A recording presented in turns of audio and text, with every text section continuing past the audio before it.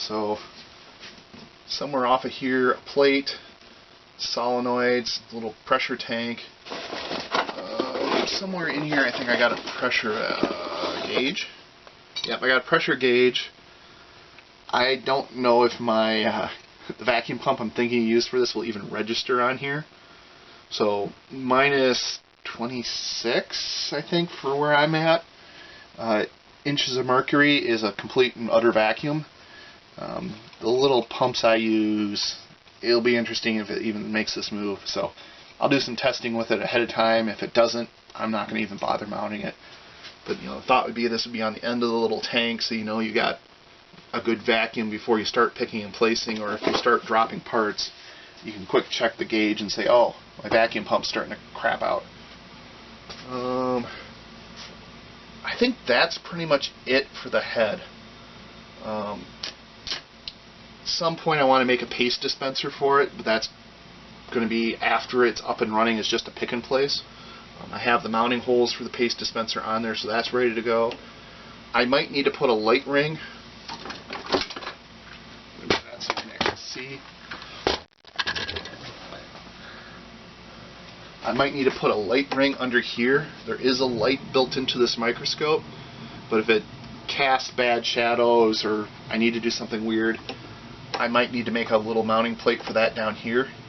Unfortunately, I didn't leave myself, I didn't drill any, tap any holes in the bottom of this to enable that, so I may have to take this center section apart yet again to do that.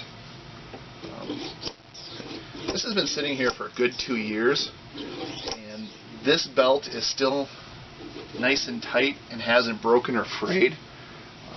I have this belt under a lot of tension right now, and that was one of my concerns, is this belt, as it aged, would either just stretch out and get sloppy or break. So, good news is so far that's still in good shape. And then it's really, I got to wire and plumb everything through the wire ladders, and then I got to figure out where I'm going to put and mount my upward looking camera. Somewhere in this box. This guy. And then I have a light ring to go with him somewhere in here. And then I think I'm sort of on to the electronics portion of this. Mechanically, all the limit sensors are there. All the stepper motors are mounted and ready to go. Yeah, it might be on to the part where it actually moves. And then my whole world comes apart because something I wasn't thinking about is a total game show or a game stopper for the pick and place machine. But I think there's a good chance that this thing might be moving in not too long. Well, that's all I have for now. I'll pick it back up in a few weeks when I get my sensor PCBs in, so I can check out these sensor assemblies and see if they work as expected. And then we'll carry on. If I happen to get some design work done on the valve bodies between now and then, I might cut back in and make some video, but likely not until I get back, which is when the PCB should arrive for the sensors. Laters.